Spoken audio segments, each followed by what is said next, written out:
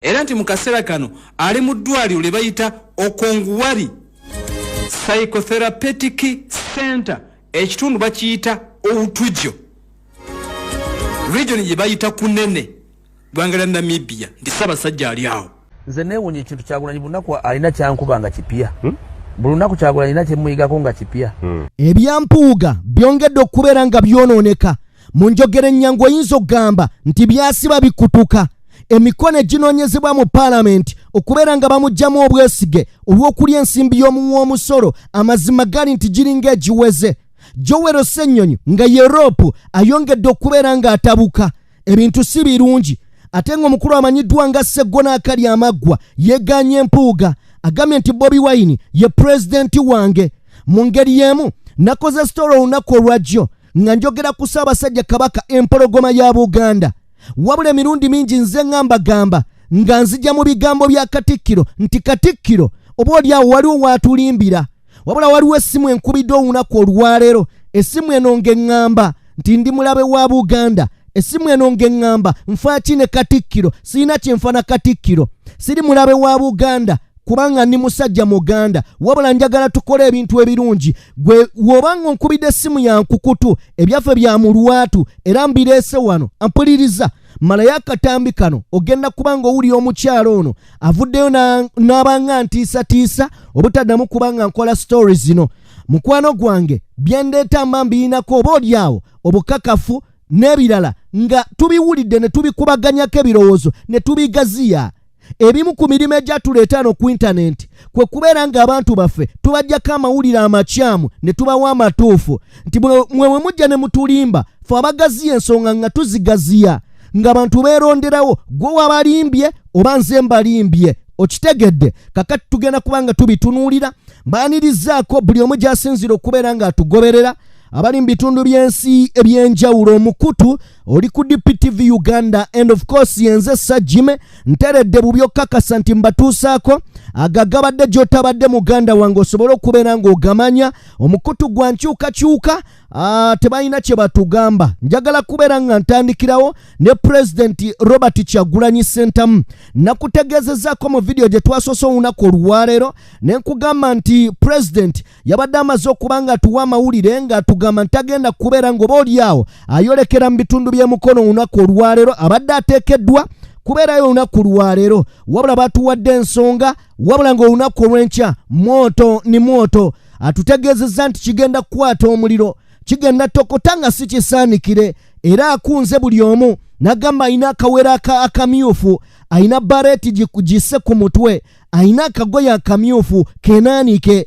Tujje mukono tugipaintinga red. Abantu baffe ab'ebitima byabwe ab'ebinugunugu bibanugune. Njagala tulabe ebigambo bya President Robert Kyagulanyi Ssentamu. Bannange mwena abanakyagwe, abantu b'emukono, abantu ba kubira ddala Nkoko Njeru, Kisoga, Buyikwe, yonna mu Bukunjanyi n'essanyu okubategeeza nti oluvannyuma lw'okutulemesa n'okutukubatira gaasi, finally poliisi ekkiriza obutatataganya tukole entukuŋŋaana zaffe mu ddembe era nga bwe tubadde tukola. N'olw'ensonga eyo nyina essanyu okubayita olunaku lw'enkya mwenna abantu b'emukono tusinkane awo emukono tuwayeemu twogeremu naye emu ku nsonga ezituleeta kwe kubazaamu amaanyi n'okubajukiza nti tetwapowa, tukyali ku struggle y'okununula eggwanga lyaffe. Okuvaayo okwo gwe ng'omuntu kiba kikulu nnyo nnyo nnyo nnyo.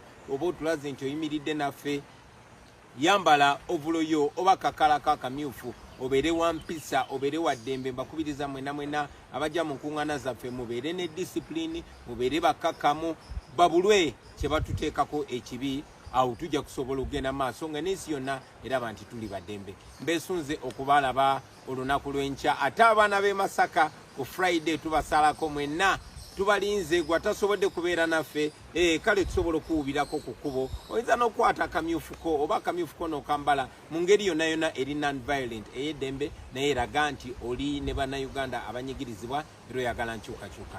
Twegweko enkya emukono.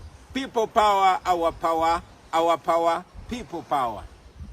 Okay, oye President ebigambo bye sizzaako yadde ekimu ekyange wabula kano kabadde kanzise bwe ntunuulidde omwogezi wa poliisi Fred Enanga nga tali mutunnyonnyola mipiira kano ko kabadde kanzise njagala tulaba akatambi kano wallahi kabadde kanzise dwaki nsese katono ngwe neeri njagadde nkakuweko naawe olaba abasajja baba babannyonnyola nti tugenda kutambula tugenda Kamuli tugenda Palisa nga bo bali mu kuwana lisensi za mipiira weesanga bakubye tiye gasi nga bye babannyonnyodde tebaabitegedde babadde twagala okuyozaayoza aba Manchester United okuwangula ekikopo ekya FA eky'omulundi ogw'okumi-n'esatu bano kati be baddirira Arsenal eyakakitwala emirundi 14 basigadde bakyali ba FA champions record champions bakakitwala 14 kati Manchester ebuzaayo omulundi gumu benkanenkane ne Arsenal. Era ne sente ze bafunye ez'okuwangula ekikopo zaadde miliyoni 2 eza paundi.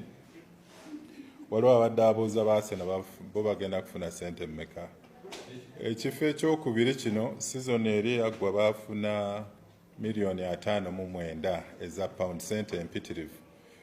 So tosobola zigeraageranya ne sente zino endala bano ze baawangudde.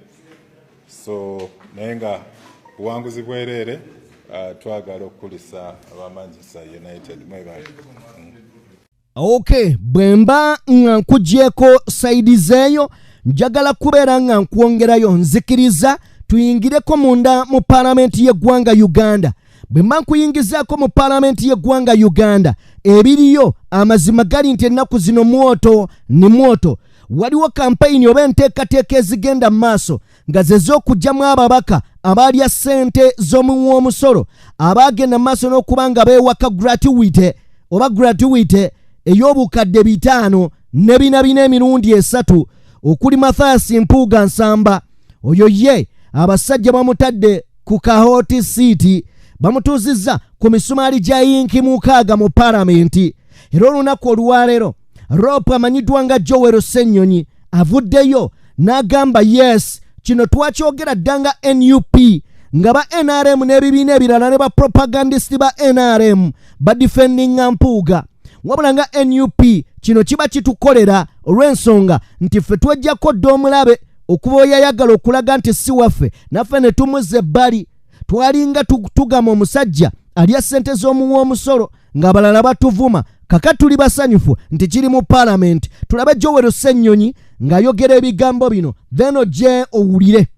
Olwaleero tuzze wano nzize n'abakulembeze bannange abamu okuteeka emikono ku kiteeso kino eky'okujja obwesige mu bakomishona ba paaliyamenti. Ffe mu NUP twakuba enduulu ne tugamba bannange waliwo wano abaawuuta ssupu y'abannansi mu katale.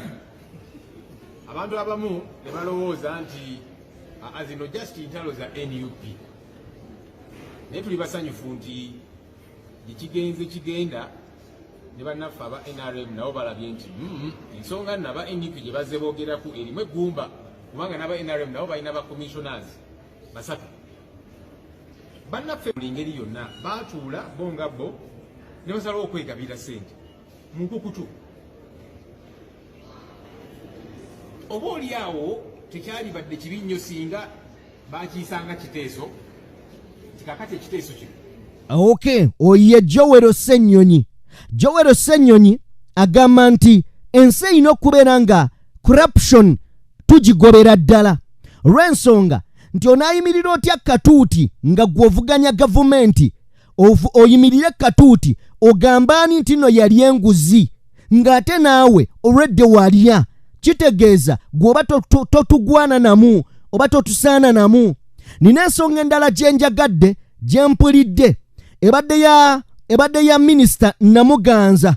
Yes, ebadde ya minisita Namuganza. Was it Namuganza? Yes, abadde Namuganza. Agambye bw'ati, agambye tutandise okufuna amasimu nga gava mu bakulembeze b'ennono ne banaddiini. Wabula abagambye mwe mudde ebbali zino ensonga za ssente za muwi wa musolo za ssente zino ensonga za ssente ya muwi wa musolo. Namuganza ayongeddeko n'agamba ebitongole bya gavumenti byonna tebikyakola.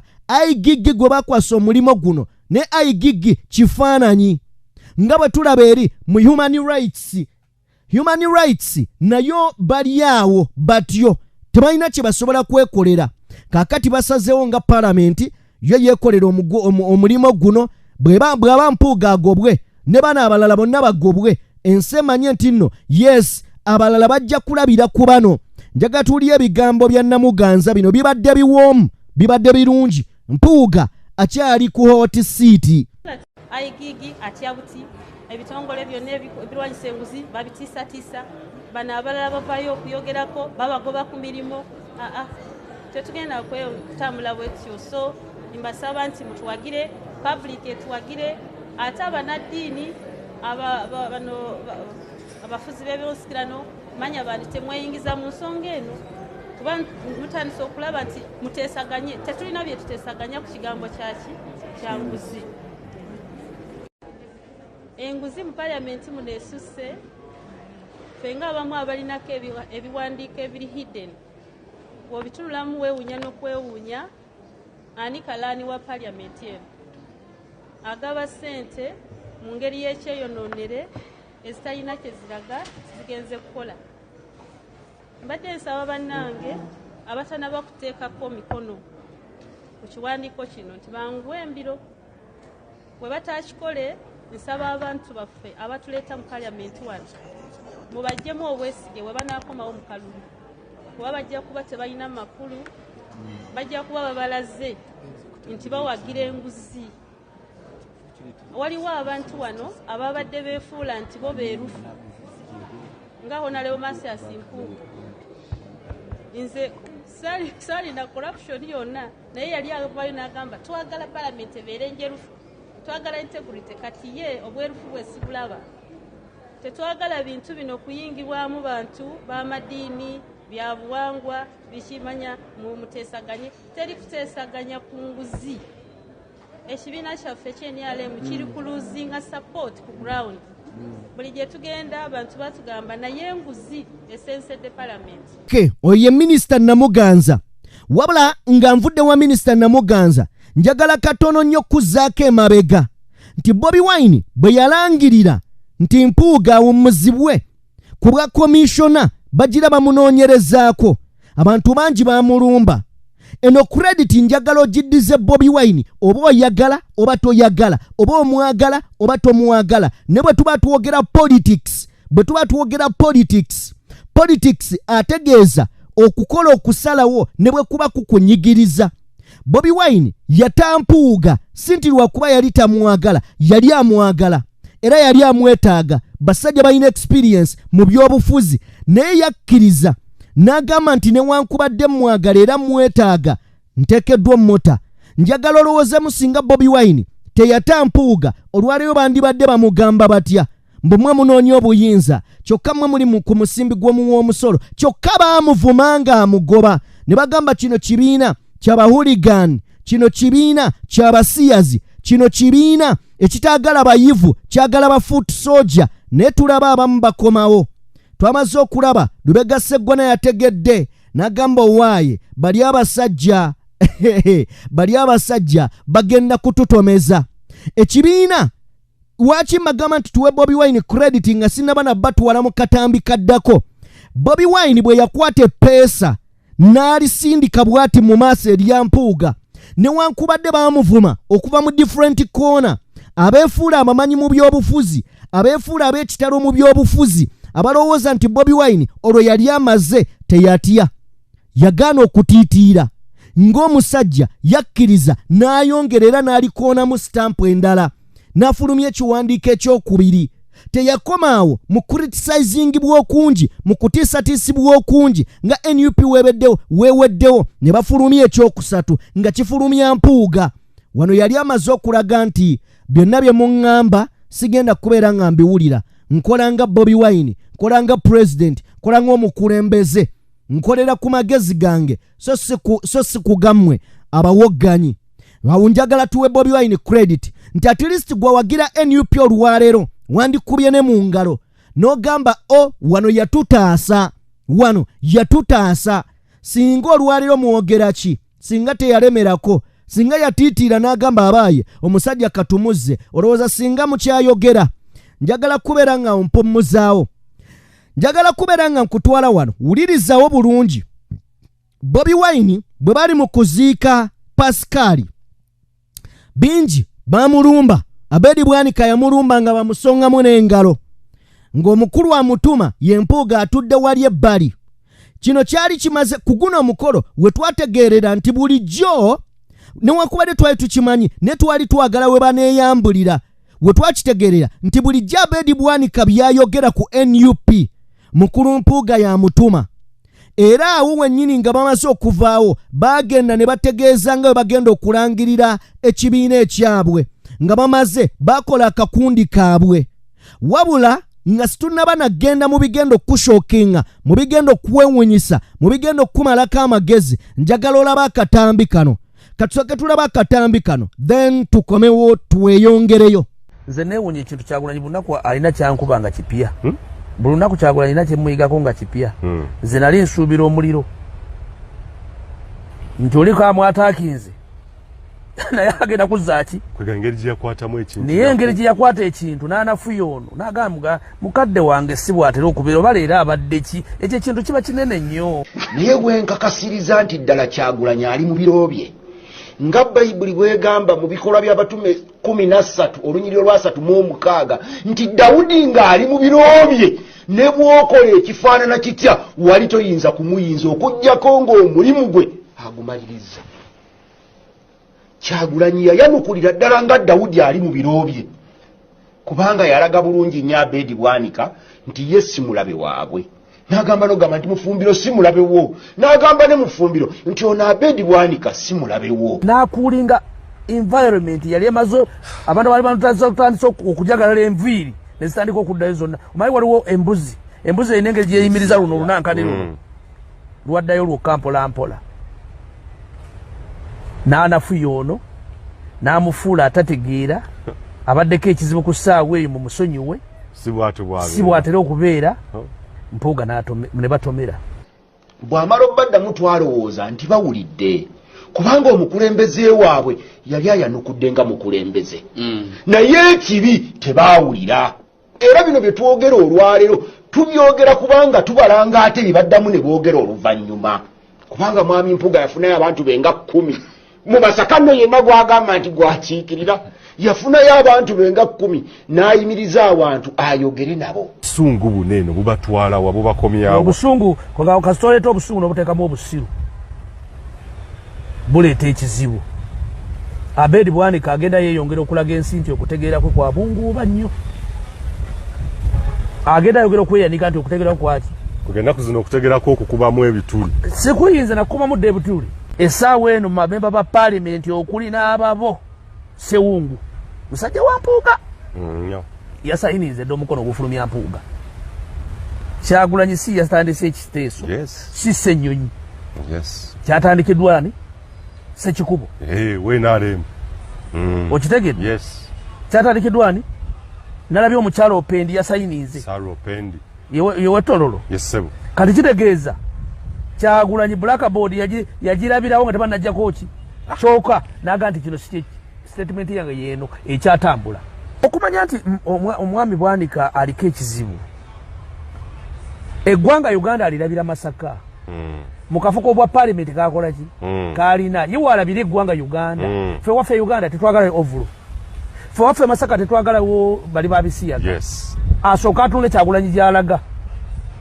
kiki ekiriyo nga ne poliisi olwaleero temukkiriza kugenda freely atunulire crowd eri kuki ekyo kikyali awo alinde campaign bwe zigenda okufaanana kakati ono omukulu Bwanika ayigira awo Bwanika bw'abanga tali ku agenda gye nakugamba alangirire gavumenti emuwe emijoozi ayambala alwanyise gundi butereevu nga teyeekwese ebbali ensi emumanye nti Bwanika ajjeeyo ag'omu buto kati kukuba Kyagulanyi owulidde ebigambo ebyo kyeki kye nagamba nti mu nsi tozannyisanga abantu babiri omusomesa ne artist ng'oggyeko bano ba artist abeesiriwaza ne artist bw'agamba kukozesa amagezi ge Katonda ge yamuwa. Artist aba muntu muzibu acreating embeera mu budde obwo ate gwe neekunyumira oba neekuwoomera oba neekunakuwaza mu budde obwo. Artist akola kyayagala. Omusomesa omuwa omwana nga tasobola nakwata penso, omuwa omwana ng'akaaba bukaabi naye amanyi obukodyo bw'akozesa okutuuka omwana oyo okumugyamu kyayagala. Oyo ye musomesa. Omusomesa ne bw'omutwala luddawa ajyawo ekitali ku bantu balala. Oba okitegedde abantu balaba edduka. Kakati njagala owulire. Abantu bangi babadde beebuuza nti Lubega Sseggona akali amaggwa waagwan. Ne wulira. Sseggona olunaku olwajjo nga NUP esinkanye abasirikale oba ab'ebitongole by'okwerinda mwe bakaanyiriza nga NUP ebabuuza lwaki mutataaganya entambula zaffe, nga poliisi ebabuulira lwaki batataaganya, era ne batuuka ku kukkaanya nti olunaku olw'enkya tewali agenda kuba munne ku mukono, bagenda kutambula mu ddembe lyabwe. Omukulu Sseggona yalabiseeko. Akali amaggwa yalabiseeko ne ttiimu eyavudde mu NUP. Ne kireetawo ebibuuzo mu bantu nga bingi nti Sseggona bw'abanga atambudde ne NUP ate nga tubadde tumanyi be bamu ku ttiimu Mpuuga. Kakati Mpuuga wano kino kimuleka luddawa? Mpuuga kimuleka mu bbanga. Kye kino kyenkugamba, gwekola ebintu byo mu butuufu, oli ne bwakuvuma naye nga kyokola kituufu, genda mu maaso n'okuba ng'okikola, kubanga abantu abakyagala bo bajja kujja. Kubanga kakati Mpuuga beweebuula mu kuziika. Nena byonna ebibadde bigenda mu maaso Kyagulanyi abalaze nti musaaga. Ffe tujja kukola ebyaffe mwe mweyagale. Bwe baali ku lumbe nga baggyeyo obusungu bwonna, nga baggyeyo amaanyi gonna, Kyagulanyi yajja na kukakkana. N'alyoka abagamba owaaye ono si mulabewo, naawe ono si mulabewo, wadde mwe mututunuuliza ebiso ne tetuli balabe bammwe. Ye Kyagulanyi yalaga obukulembeze bano bwe bataalaga. Kakati Sseggona ye wano kino kitutwala direct nti yeegaanye ekintu kyabwe. Okusinziira ku bigambo bya Sseggona alinga omweteefuteefu era omwetegefu okusigala ne NUP, okusinziira bw'owulira kano akatambi kasooke nkakuzannyire. Kyetugambye ekitulo ekyatuleese wano okusooka twagala okuyozaayoza poliisi okubeera n'ekifo ekiyonjo bwe kiti, singa n'abapoliisi abalala wansi babawo omukisa okusulako bwe bati kijja tuwanya essanyu, naye nga mbayozaayoza okubeera n'ekifo ekirungi bwe kiti. Ekyokubiri ekyatuleese kwe kulungamya empuliziganya yaffe ne poliisi n'enkola gye bakolamu emirimu. Tubagambye tetumenyanga ku tteeka era tetujja kuyiga, naye bo ne tubalumiriza okuba nti babadde bamenya amateeka, nti obuwabuzi bwabwe tubwetaaga mu kulungamya nkuŋŋaana zaffe okubanga zigenda mu maaso, so si mu kuziyimiriza, kubanga etteeka teryabakkiriza kukola ekyo. Mubuuzizza kiki kye tuzzaako singa banaakola ekyobutali bwesigwa.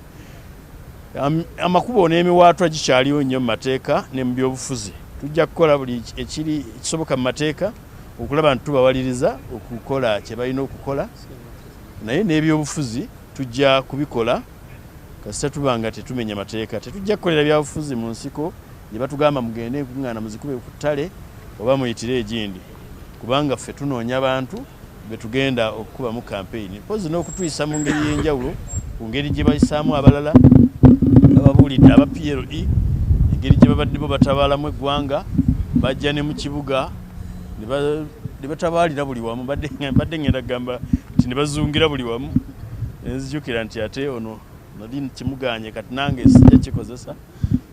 N'olwekyo balina okutuyisa kyenkanyi n'abalala, si tuyisa bubi naye tulina okutambula mu mirembe, tulina eddembe okutambulira mu nsi yaffe.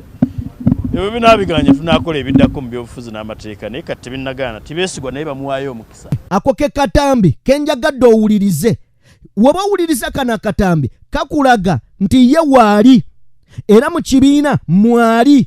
Okitegedde talinga Bedi Bwanika kyabasiyazi, empale zikoze zitya nabikoze bitya nebiringa ebyo. Mpuuga ebyo by'okumanyiririra omukulu alinga ye eyabuusa akatego kaabwe. Olina kubuuza kireka wa Mpuuga. Amazima gali nti Mpuuga agenda okusigala mu bbanga, agenda okusigala mu bbanga, kubanga kano kabonero ono ke yatulaze Sseggwa n'akali amagwa nti akkiririza mu mukama we Kyagulanyi, akkiririza mu mukama we Kyagulanyi. Kyovula wabaddewo ensonga enkulu yabaddewo era n'agenda mu bigambo by'omuwulidde ng'agamba ffe tuli kibiina eky'ebyobufuzi ekikkiriza okubeera nga tutambula ate tutambulira mu bantu si mu nsolo. Kitegeeza waali kakati Mpuuga tumulinze akole political party ye, tujja kubeera nga oba olyawo naye nga tumulinda tulabe kyanakola. Mpozi okubayisako katono sagala kubeera ngono muwa platform amanyiddwa nga Genobijirwa naye yaguddewo pressure group ye. Genobijirwa namubagambako olunaku lwe nabagamba Dini Lubowa Sava ne mbagamba nti abantu bonna mwegendereze, abantu Dini Lubowa Sava baleeta ku pano oba ku mukutu gwe bonna bali against NUP. Emirundi mingi Genobijirwa azaalabikira mu kudisrespectinga n'okukakanya. Era Genobijirwa y'omu ku bantu ababadde banoganoga obusente ebbali obwa gavumenti naye nga baamutegeera. Yensonga lwaki babadde obukulembeze bwonna babumuggyako. Kakati sagala tumulweko naye yakoze pressure group ye, katumulinde naye tetujja mubalirako budde oba olyawo byazimbye kubeera nga ate ffe tumuyambako kubanga bitambula. Katumukomyawo. Njagala kubeera nga ntuuka ku nsonga eno baganda bange. Ensonga gye njagala okutuukako y'ensonga ya Ssaabasajja Kabaka. Tuzze tukola story nyingi, njagala muwulirize. Tuzze tukola story nyingi. Ne story zino tetuzikola mu kulwanyisa Bwakabaka. Story zino tetuzikola mu kudisrespectinga ab'ebitiibwa oba abakulu mu Bwakabaka.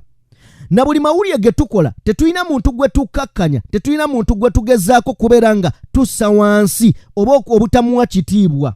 Naye tukuba tochi ne tutunuulira mu bigambo ebyogeddwa ono n'ebyogeddwa ono noono ne tugamba ani mutuufu. Bwe tulaba nga bonna si batuufu ne tugamba okusinziira ku ndowooza zaffe kyandibadde bwe kiti.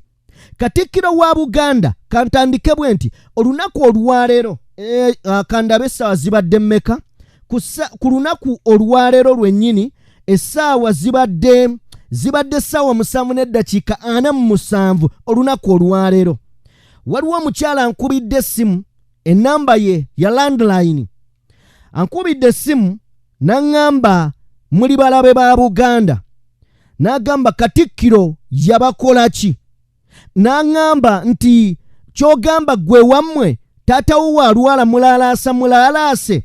Abadde aŋŋamba nti Katikkiro kye yakola kituufu okubeera nga akweka embeera za Kabaka. Naffe tukkiriza. Nkiddamu nnyabo ankubidde essimu. Naffe tukkiriza. Njagala ompulirize bulungi. Tukkiriza nenjagala ojjukira ebigambo Katikkiro we yasinkana abakulu baamugamba ku nsonga ya Kabaka nti Kabaka ffe abalina abeesobola tetusobola genda mulabako n'abategeezanga bwe batasobola. Omulala n'agamba lwaki Kabaka, lwaki temutuwaayo mu mwezi olunaku lumu nga tusobola okusinkana Kabaka? Ne tuddayo ne tubuulira abantu baffe nti ddala nnyinimu mwali era twamulabyeko ne kibakakkanya emitima. Naye onoolowooza otya kufa abali eno ewala abakopi nga Kabaka tetumulaba n'abakulembeze bwe mwatuteerawo naye nga nabo bagamba tebamulaba ate ng'abuze okumala ebbanga. Abaffe nnyabo gwe yankubidde essimu njagala kugamba gw'oyogera kikatambi kengenda okuzannyira gavumenti ya Namibia ku bintu kwegamba ku bukakafu bwe yatuwadde gwe kikyobwogerako. Katikkiro bwe yali ayogera yategeeza n'agamba nti Kabaka yagenda Bulaaya. Tewaayita na nnaku ziwera nnya ne batugamba nti yakomyewo wano ewaka awummulemu wabula n'atwalibwa e Namibia gy'aba awummulira. Mu bwangu twagala tulowooze nga tutegeera mu bwangu abataka bamaze okukunya n'olabanga ddala abandikutte kubo bagende Kabaka gyali gwe n'okeera ku makyango bagamba Kabaka yakomyewo n'asindikibwa e Namibia awummule. Okitegedde? Okuva olukiiko luno we lwaliwo njagala bannange tuwulize. Okuva olukiiko luno Katikkiro we yasinkana abakiise mu lukiiko lwa Buganda tewannaba kuwera nnaku 5. Kyokka ate ekiwandiiko ekyavudde e Namibia kitugamba nti Kabaka amazeeyo ennaku 5 ennaku 5 mu n'ekirala akuumibwa mu ddwaliro ery'abalwadde b'emitwe oba abatabufu b'emitwe. Bino si byaffe, tusoma bizze ku mmeeza. Saagala mugambe nti no tulwanyisa Bwakabaka. Tuli Baganda, ndi Muganda. Sirwanyisa Bwakabaka, ngezaako kugamba nti wano mwatuteerawo akatambaala akaddugavu kenjagala okujja abantu balabe ekituufu, tuleme kubeera mu bubuze. Era bwe tuvayo ne tugamba nti waliwo Katikkiro eyali yeegwanyizaako okutwala Obwakabaka bwa Buganda, okitegedde, oba okuggyawo Kabaka wa Buganda ye yeefuule Kabaka. Bino bya ddala biri mu byafaayo, tetuli mu kulwanyisa Bwakabaka. Nyabo nkimanyi story eno ogenda giwulira. Nkiddamu tetulwanyisa Bwakabaka, nkiddamu sirwanyisa Charles Peter Mayiga, siyina buzibu naye. Wabula njagala bwe mba mutugamba ebintu mubeere straight nti Kabaka mulwadde, yes, mutulage abantu mubalage baddemu emitima. Nalinda bafirimu emanyiddwa nga Designated Survival DS y'Amerika. President yatuuka ekiseera n'alwala. President bw'alwala atwalibwa nga wakulongoosa. Jukira okulongoosa oba wabeerawo okudda n'obutadda. Naye ne bw'omalayo eddakiika 3 ne bw'omalayo eddakiika 2 naye ng'oli mu kkoma, wano eggwanga baba bali wadde acting president. Kitegeeza emirimu gya White House oba gya State House gisigala gitambula wadde gw'oli mu kkoma. Singa todda ono asigala nga acting president, emirimu gy'eggwanga gitambule. Singa okomawo ono waakoma. Abaffe Kabaka buli we tubuuza ne tuvayo ne tubuuza ali atya, akulembera ffe, takulembera ba Luganda be bokka, akulembera Buganda, Omuganda, naffe tuli Baganda. Abaffe mwagala byonna tubinnyonnyole. Njagala tulaba akatambi kano tukawulirize nako tukajjemu ekyokuyiga. Baganda baffe abatukubira amasimu olumu nga mututiisatiisa, tetugenda kutya kwogera bintu bino because tubiinako obukakafu, n'ekirala tuba ne source zaabyo. Temugenda kubeera nga mututiisatiisa okwogera amazima olw'okuba musobola otukubira amasimu. Nkubuuzizza gwani oganye okwogera amannya go? Nkubuuzizza gwani owoza lwaki mulumba Katikkiro? Katikkiro mwagaza akyammanyi. Ambasada w'eggwanga eritibwa Namibia wali munda mu ggwanga erya German avudde n'agenda maaso n'okuba nti atubuulidde ku mbeera eya Ssaabasajja Kabaka wa Buganda Ronald Muwenda Mutebi ow'okubiri, era nga tukitegedde nti ono amaze ennaku 55 n'ambirira ng'ali mu ddwaliro atuuliriza Namibia. Mawulire gategeezezza nti ali mu ddwaliro Namibia Medical Facility. Ssaabasajja Kabaka wa Buganda gyali newankubadde nga abakulu baali bategeezezza nti ali mu kuwummulamu. Nti newankubadde abakulu bagamba nti Ssaabasajja ali Namibia awumuddemu oluvannyuma lw'okufuna obujjanjabi okuvaako munda mu ggwanga erya German, nti yagenda kuwummulamu. Atuuliriza amawulire gategeezezza nti Ssaabasajja Kabaka amaze ennaku 55 ku private medical facility emu e Namibia Maserengeta ga Ssemazinga Africa. Jjukira nti Ssaabasajja Kabaka wa Buganda Ronald Muwenda Mutebi ow'okubiri enfunda eziwerako abadde bw'agenda e Germany bw'akomawo, kati batulaga nti yatambula n'agenda munda mu ggwanga erya Namibia mu mwezi ogwokuna, era okuva olwo n'okutuusa kaakati abadde akyali nga bagenda maaso n'okuba nti bamujjanjaba, wabula nga tali ku luwummula oba oliawo nga abakulu bwe basooka okutegeeza. Ambasada w'eggwanga erya Namibia mu German bamuyita Martin and Jabba yagenza maaso n'okuba nti afulumizza bino. Kigamu kuba nti wabaddewo munnayuganda omu eyamuwandiikidde e Germany eyo, waliwo munnayuganda yamuwandiikidde Ambassador Martin and Jabba ng'amubuuza nti wama ambasada, kituufu Ssaabasajja Kabaka ali wammwe eri e Namibia? Tubuulireko. Munnayuganda yamuwandiikidde kaakati mu nsi ezo engeri gyali nti ali mu nsi ziri eza ensi eza Jabba bakyeruppe tebatera nnyo kuziyiza mawulire tebatera nnyo okuziyiza amawulire yakoze mu kapasite nga ambasada n'awandiika ekinafulumya ekiwandiiko ekikwata ku Ssaabasajja Kabaka wa Buganda okusinziira ku ambasada Martin agamba nti Ssaabasajja Kabaka yatuuka mu ggwanga lyabwe erya Namibia mu Apuli w'omwaka guno gwe mwezi ogwo oguwedde era nti mu kaseera kano ali mu ddwaliro lye bayita Okonguwari Psychotherapeutic Center ekitundu bakiyita Outujjo region gye bayita Kunene ggwanga lya Namibia nti Ssaabasajja ali awo kusinza ku ambasada byenkubuulira si bya babloga si bya baana ba social media si bya TikTok wabula bigambo bya ambasada byatadde mu kiwandiiko kyafulumizza ekiwandiiko akifulumizza lwaki waliwo munnayuganda yamugambye nti eyamusabye nti ambasada bambi tubuulireko wamma kituufu ali wamu e Namibia ambasada n'afulumya ekiwandiiko n'agamba nti ali ku ddwaliro lye bayita Okonguwari Psychotherapeutic Center kitundu bakiyita Outujjo region bagiyita Kunene ali eyo bamujjanjaba jjukira nti obulwadde bwa Ssaabasajja Kabaka bwadde bulesewo atuliriza okubagana empawa n'ebigambo eby'amaanyi ennyo ku social media nga n'abamu ku bloggers babadde balumiriza Katikkiro Charles Peter Mayiga nti okukweka Ssaabasajja okuva mu bantu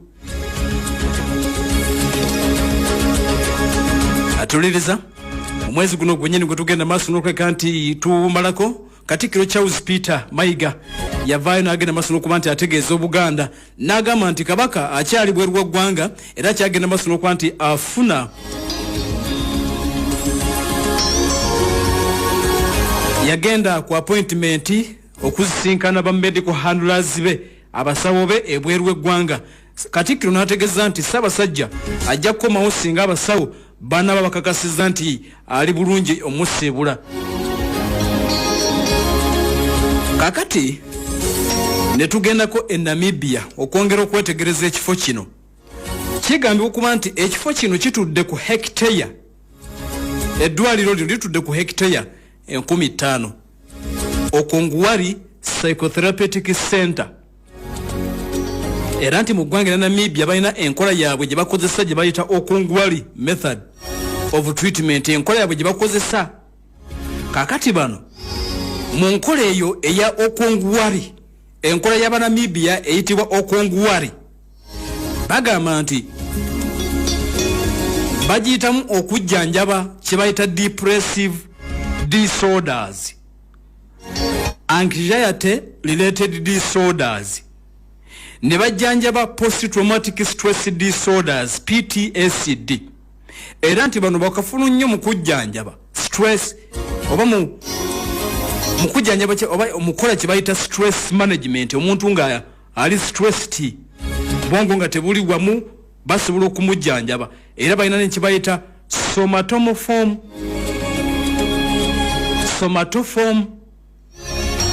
disorders, substance related disorders ne childhood related disorders.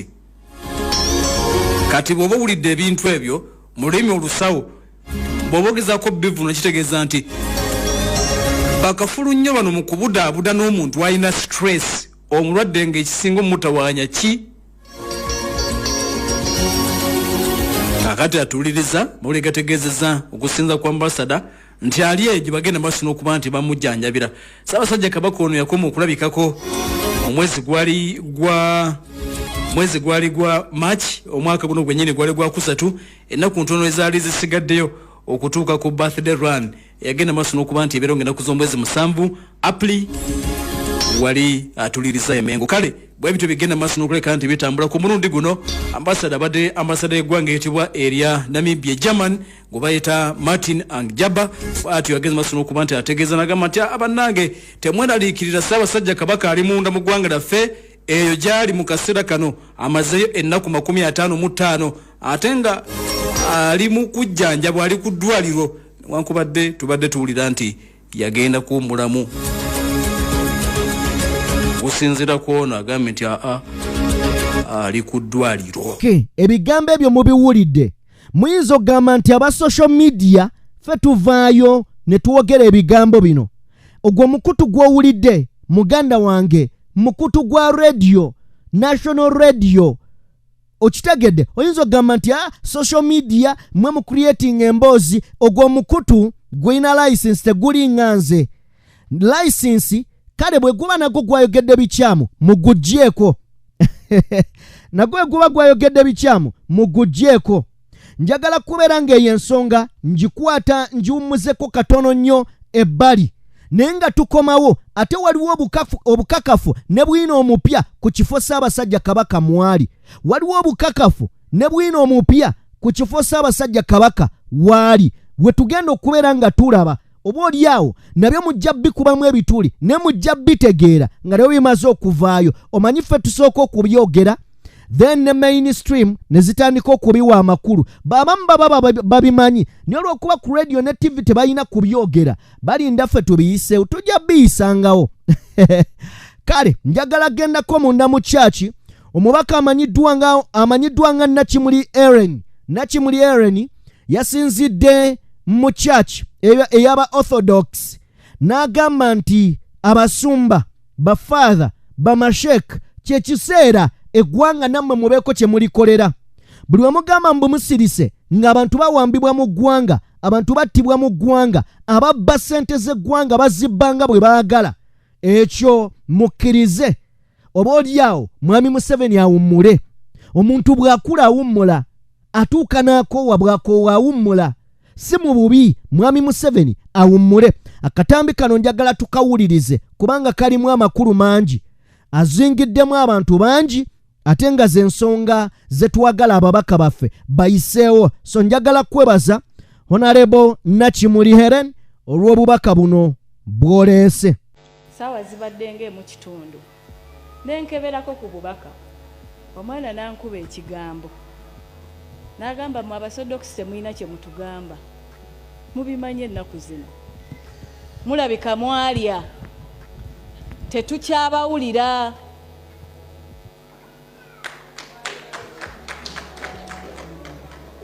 Ekintu ekyo kinnumye ne kinnumira ddala kubanga Orthodox ne bw'ogugolinga bwoti owulira nga mulimu abasiraamu bagiyita gunna, owulira nga mulimu kugamba nze nkuze okutuuka wano nga nayigirizibwa nti omusodokisi aba wanjawulomu, tubeera banjawulo, tutambulira ku mateeka nga bwe galina okukola ki okubeera. Era waliwo weboogera at a certain standard nti omusodokisi olina okubeera at a certain standard different from the rest of the people. Naye ebigenda maaso mu ggwanga tubiraba tukoze eki? Era omwana n'asembayo nga ŋŋamba oyo Kristo wammwe gwe mugamba eyazuukidde temulina kye mutugamba. Oli yafa ne Orthodox ng'ategeeza ni bino mbyogera kubanga mbijja ku ntobo y'omutima gwange byannumye nti omugenzi Yona Lwanga yafa neki bw'atyo bwaŋŋambye.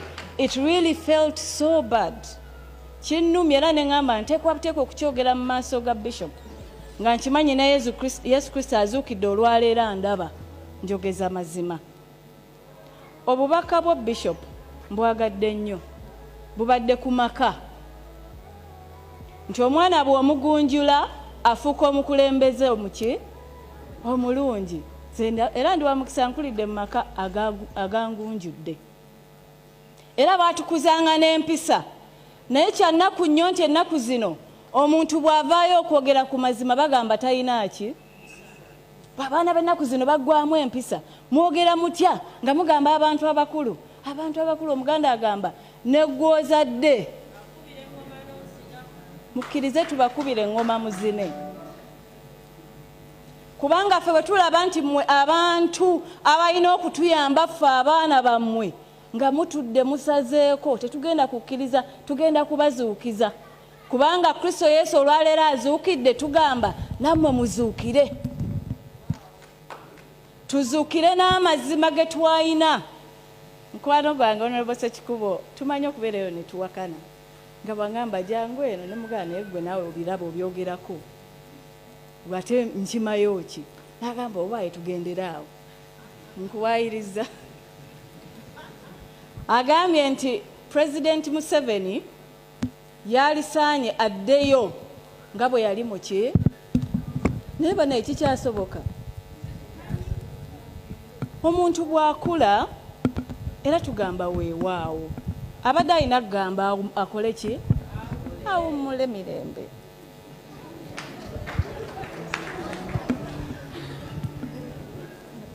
si mu bubi naye ebigenda maaso ffenna mu ggwanga tubiraba avaayo okwogera gwe batta avaayo okwogera gwe balwana ffe tetugenda kusirika nga tulaba bino ebigenda maaso mu ggwanga Bishop abantu bawambibwa abantu battibwa abantu essente kati bazibba kyere obubbi ng'omuntu abba n'agamba ate munankola ki omutwe guvunda omutwe gw'ekyennyanja guvunda gwe gusooka okukola ki okuvunda systems mu Uganda zirina okukyuka naye tezisobola kukyuka nga ffenna tusirise twetuddeko Eseze essuula ey'okuna olunyiriro lw'14 lugamba bwe bubanga bwe budde bwe buno obutuufu nga nze Nakimuli yaweebwa omukisa n'embeera mbaka wa Parliament okuvaayo n'enjogera ku nsonga nga zino ne sikikola bagamba Bayibuli egamba nti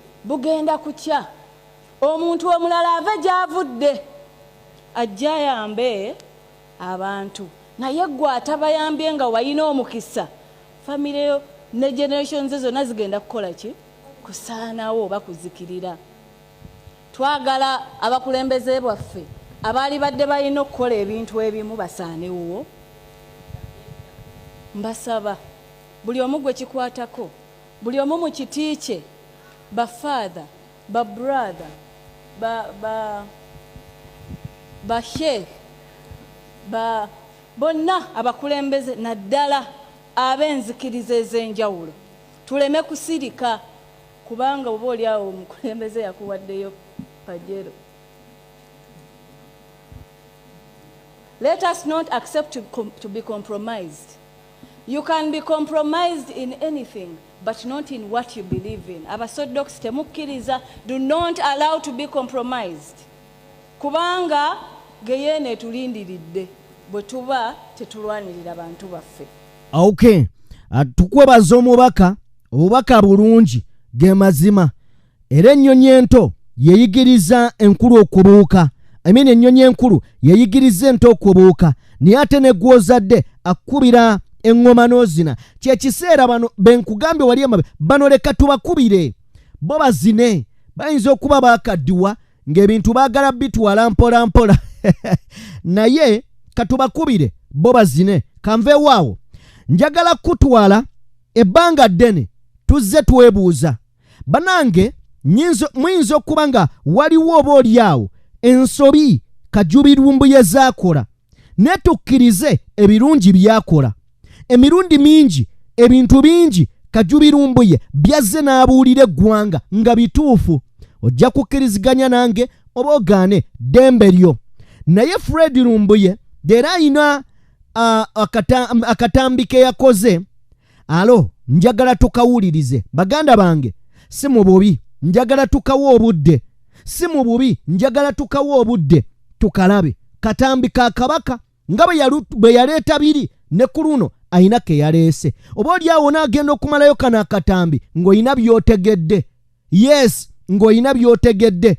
Kiraga nti Ssaabasajja Kabaka gy'ali alina mu nsiko. Yes, siyina bukakafu naye tukawulire ffenna. Nze nakawulidde nina bwe nakalowoozezaako. Naawe kawulirize nfune endowoozayo tulabe oba tufaanagana. Njagala kubeebaza nti mwebale nnyo, mwebalire ddala mwenna abatambudde nange okuva gye tutandikidde. Ngenda beebaza mbagambe nti mwebale nnyo, mwebalire ddala. Wa video yaffe like yakatwegattako, wa video yaffe like yakatwegattako genda maaso n'okubeera ng'osubscribing omukutu oli ku DPTV Uganda. Yenze Sajjime Katonda Lugaba nnyini byonna abankuumire.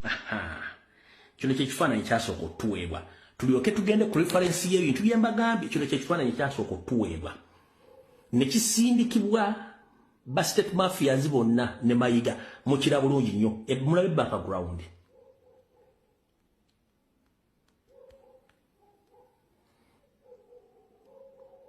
ndoza mulabe bulungi nnyo okusinzira ku background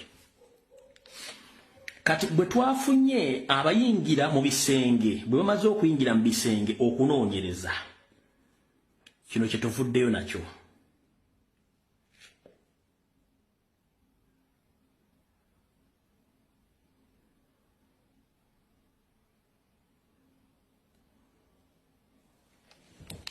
kye tuvuddeyo nakyo binembe ku bifaananyi bye tuvuddeyo nabyo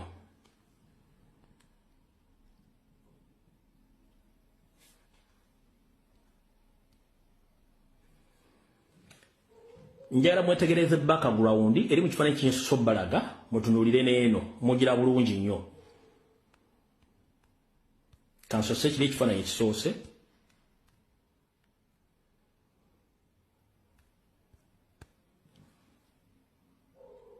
ekisoose mukirabye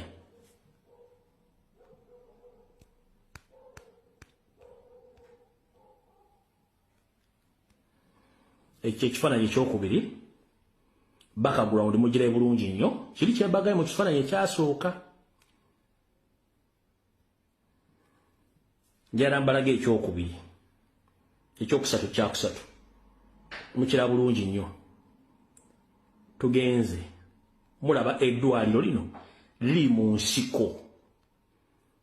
nsiko ndowooza mulengera liri mu nsiko kati fun enough eddwaliro liriko ne watchtower mugiraba eri sakodi wano eno watchtower nga bwe watchtower obeera ku makomera watchtower yiyo era eri sakodi okusinziira kuba eri sakodi yiyo ye watchtower tugenda balaga tugenda mpola lombulira eddwaliro giri eyo mugenda kutya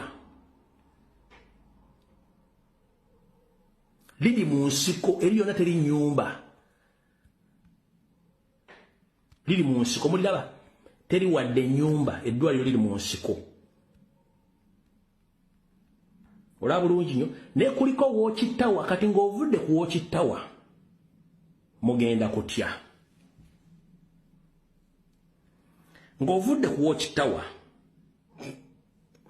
era watchtower kanziremu naye ekisinza okunkwasa ennaku mbadde nkolanga videos nebaga nti waliwo firimu gye bayitanga No Escape from Sobibo firimu eyo yali y'abagirimaani mwe battira abanazi naye embeera eyali mu kitundu ekyo n'engeri gye bali basibyemu obukomero busibekwa ekkomero lya Sobibo exactly kyekiri mu kitundu wano kamunyongero balaga ekkomera lyo lyetooloddwa oba lisingiddwako electronic fence nga z'amasannyalaze okulina watchtower zamugira watchtower zeezo nerengera lirina electronic oba electric fence zokka zezeetoolodde ekkomera zeryetoolodde eddwale bagamba watchtower zamugira bulungi nnyo watchtower kati zino ze electrical fences ziriko ezeetoolodde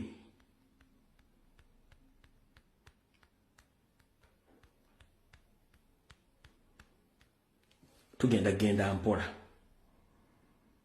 njagala balaga mulyoke mukakase eyo yembeera okusinziira ku address gye twafunye okusinziira mu bbaluwa eri ezo ze fence nga z'amasannyalaze muzira bulungi nnyo ne watchtower zaazo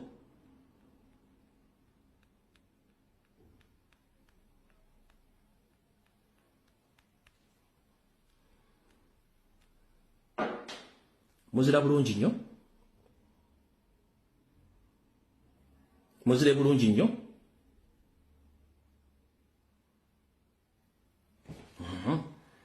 tugenda mpola mwenna abalaba No Escape from Sobibo eyo ye clinic nga bweri okusinziira ku information gye tujja mu bbaluwa yo clinic nga bweri munagale musajja ate teyatulaze information ogwe mugikiro gwaki bye tujja mu bbaluwa eri bye tukozesezza kati kino kyekifaananyi ekisembayo mutunuulire background n'ekifaananyi mayiga kyennyini emitimbagano gye baasooka okufuluma ekifaananyi mukonfaminge ekifaananyi kye baafulumya nti kabaka ali Namibia ffe ne tubagamba nti yawambibwa era ali mu detention center. Basabo ne bannyabo musabire njo Ssaabasajja Kabaka Ronald Muwenda Mutebi owokubiri.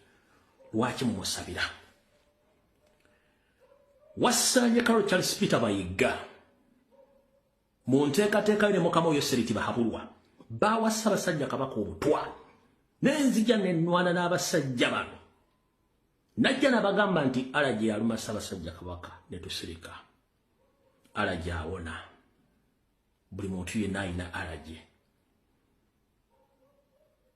ne tujjanga tukulukuta okutuusa lwe bamufulumiza nga ne ttiimu gye yalina okugenda ne si gye yagenda nayo bamuteekako ttiimu endala n'engikuba ne missoni yaabwe yaliko ttiimu n'ekomawo Ssaabasajja Kabaka ne bamuwambira mu kkubo ne bamusuula e Namibia.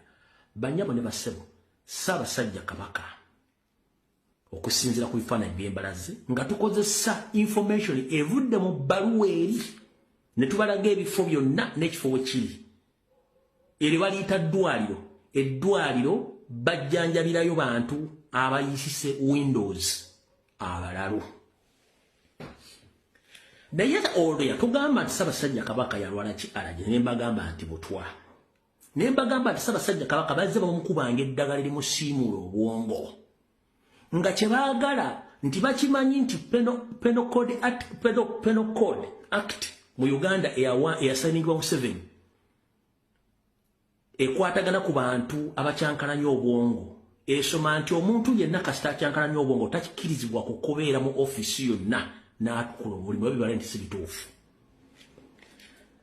Bazze bavuga ekigambo kino nga bakivuga mpola naye nga nze ensirise mbakwata mpola. Kati mwali muli awo nga terubusa Nnaabagereka Sylvia Nagginda Luswata najja n'akola program njagala muwulire ebigambo byayogera wano wagenda okuva ekinyusi kya video mujja kuva nga bwe muyesansabaga mugenda kuwulira akatambi kano aka Nnaabagereka ng'avuga narrative y'abalwadde b'emitwe. Kyokka ng'ekintu kino zze nkibagamba nti Ssaabasajja Kabaka bapulaniga musiimuula bwongo. Wuliriza olwo omukyala bwe yatandika programu eno n'abakyala abalimu bonna. As we launch our inaugural mental health awareness campaign, which is themed Shine a Light, Illuminating Mental Health, we shine a spotlight on mental health issues in Uganda. Therefore, today marks a significant milestone in our journey towards fostering holistic well-being and empowerment within our communities. For me, this cause is deeply personal. Throughout my journey, akagamba akakulu mu video yonna kali to her, it's personal. Kuye kyabuntu okusinzira kuye. Keka njagala mu byonna biri mu video njagala tuli aho kakatundu to her, it's deep personal. For me, this cause is deeply personal. Throughout my journey, I have witnessed firsthand the profound impact that mental health challenges can have on individuals. Kuyenga omuntu kyabuntu mu lugendo lwatambudde. Lugendo ki? Ku baana bo b'ozadde kuliko omulalu tekuli. Ani mulalu mu famire yo tekuli. Kibeera kiti eky'obuntu ku lulwo. Kyembadde njagala kyokka tusimbudde kandi wavire ku ntono. Akabinja akakulemberwa Yoseriti Bahabulwa, Muhoozi Kanyarugaba, Janet Kembabazi, Wassanya Carol Charles Peter Mayiga Ssaalonga Mulengejja, omukyala Agnes Kagere, Saara Nnaabaloga oba Nnaabalamba, John Katende, David Mpanga, Wagwansibirwa, Kiwalabye Male, n'abalala David Wasajja Apoli Omutoro be bali mu nteekateeka ey'okusaanyaawo Ssaabasajja Kabaka n'Obuganda basooka muwa butwa ne mulwana ne tulwana n'aba ng'agenda okufuna obujjanjabi ng'ekyo tekisobola mujjako kye baakola ne bamwaisolatinga ne bamuteekako amagye ga SFC nga takkirizibwa kutambula nakukola buli kintu kyonna ate kino njala kibaga batuuliriza buli muntu yenna gw'olira ng'ayogera gaddibe ngali ng'embwa etunda omuzigo ku nsonga za Ssaabasajja Kabaka n'obulamu sooka mubuuze yaani ne waba alina erinnya Egganda mubuuze gwani tambula ng'Omuganda ngenza okukola okunoonyereza ng'ebitundu ku 10 buli muntu yenna agamba nti tuve ku kunubanja Ssaabasajja Kabaka n'okwogera ku nsonga za Ssaabasajja Kabaka ke kabano gurupu akafuna amanya g'Abaganda naye ng'ebyafaayo byako bonna Banyarwanda genda buli muntu yenna akutawanya ku social media ng'agatemwogera ku nsonga za Ssaabasajja Kabaka bonna amanya balina ga Kiganda naye nga kabano